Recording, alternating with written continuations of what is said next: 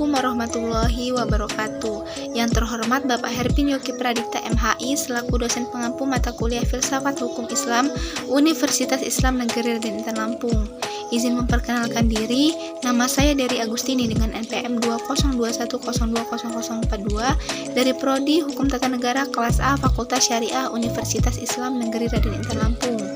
Dalam video kali ini saya akan menyampaikan sebuah materi dengan tema Bangunan Hukum Islam di Indonesia.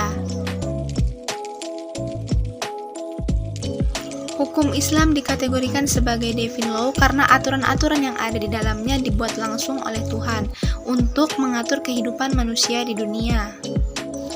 Yang mana hal tersebut menempatkan hukum Islam sebagai identitas yang murni bersifat top-down dan melepaskan aspek-aspek historis sosiologisnya. Sebagaimana yang dapat kita pahami pula dari kutipan berikut ini.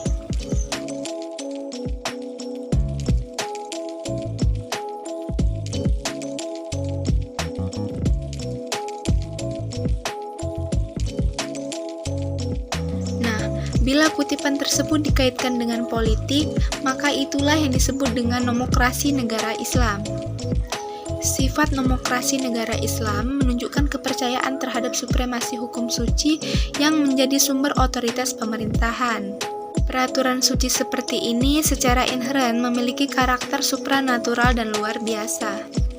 Ikatan-ikatan penyatuan agama, negara, dan supremasi hukum suci berasal dari kehendak Tuhan, secara bersama-sama menegaskan kembali kewajiban setiap hamba untuk taat kepadanya.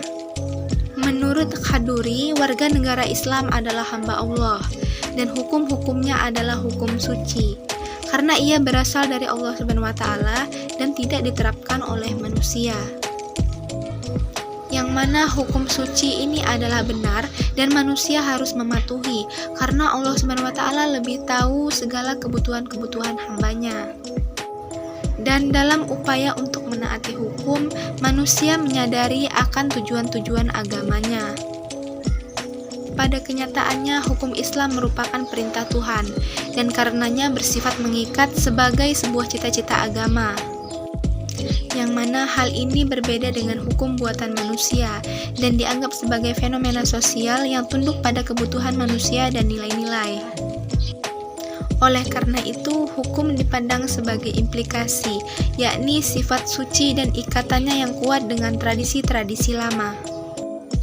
Hukum Islam berkembang menjadi sebuah hukum yang statis, yang bisa dianggap menjadi penghalang bagi terjadinya perubahan. Adapun pembangunan hukum di Indonesia. Dalam rangka membangun sistem hukum nasional, pemerintah menerapkan kebijakan untuk memanfaatkan 3 sistem yang eksis di Indonesia. 3 sistem yang dimaksud yaitu sistem hukum adat, Islam, dan Barat sebagai bahan bakunya, yang mana ketiga sistem ini sangat berkontribusi dalam pembangunan hukum nasional. Tatanan hukum nasional Indonesia harus mengandung ciri-ciri sebagai berikut.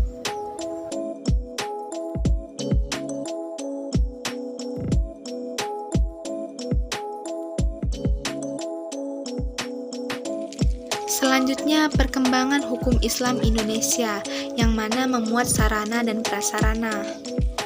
Berdasarkan penjelasan sebelumnya, tampak sekali dalam penetapan kebijakan hukum di Indonesia, pemerintah telah menjadikan hukum Islam sebagai bagian dari hukum nasional.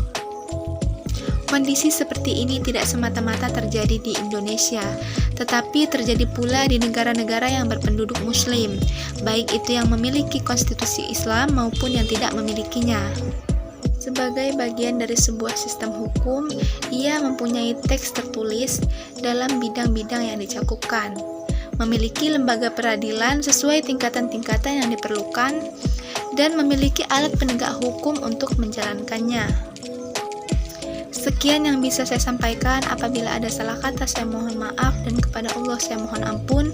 Saya akhiri, wabillahi taufiq wal hidayah. Wassalamualaikum warahmatullahi wabarakatuh.